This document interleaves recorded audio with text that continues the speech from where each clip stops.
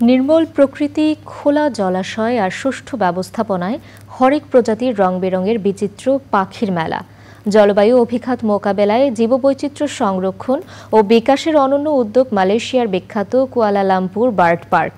বিশ্বজুড়ে পর্যটকদের বিনোদনের পাশাপাশি প্রাণ প্রকৃতি শিক্ষা ও ধরিত্রী রক্ষার বার্তা দেয় পার্কটি। আলিম আল রাজির রিপোর্ট।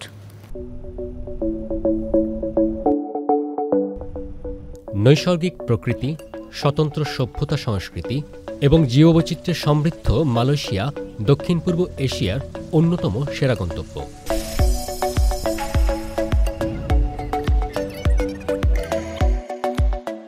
দেশটির সীমানা বহু যত্নে আগলে রেখেছে ঘন সবুজ অরণ্যে ঢাকা সুউচ্চ পর্বতমালা।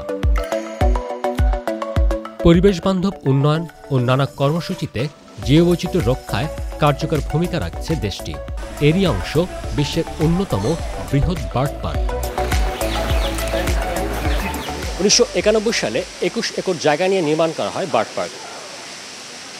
কর্তৃপক্ষ বলছে বিশ্বের সবচেয়ে বড় পাখি সংগ্রহশালা এই পার্কটি।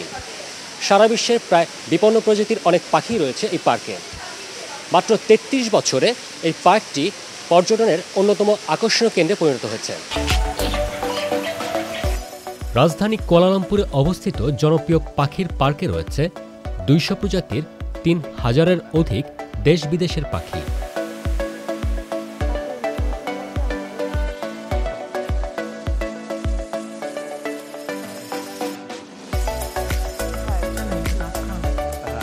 যা দেখতে ভিড় করেন দেশ বিদেশের হাজারো দর্শনার্থী।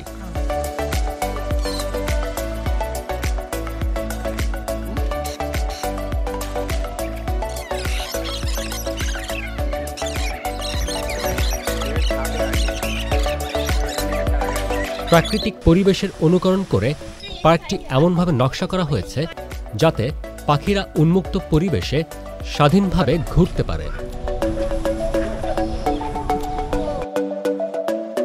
মালয়েশিয়ান রেইন ফরেস্ট, আফ্রিকান সারাং গার্ডেন এবং প্যারাডাইস পাখির সেকশন সহ রয়েছে বিভিন্ন অঞ্চলের পাখির প্রদর্শনী। রয়েছে পাখি দেখাশোনা করার জন্য বিশেষ কর্মশালা এবং প্রদর্শনীর ব্যবস্থা।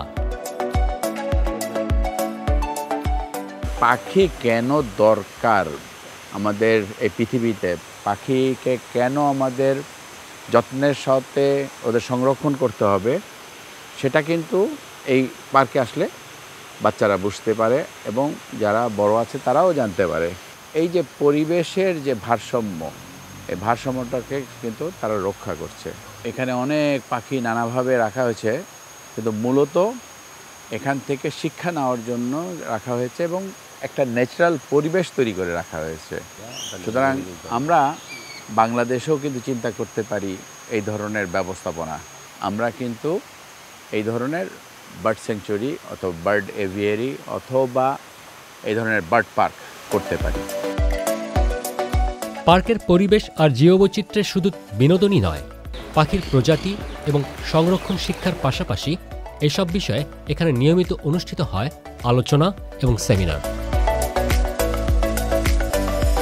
আলিম আল রাজি, চ্যানেল আই, কুয়ালালামপুর, মালয়েশিয়া।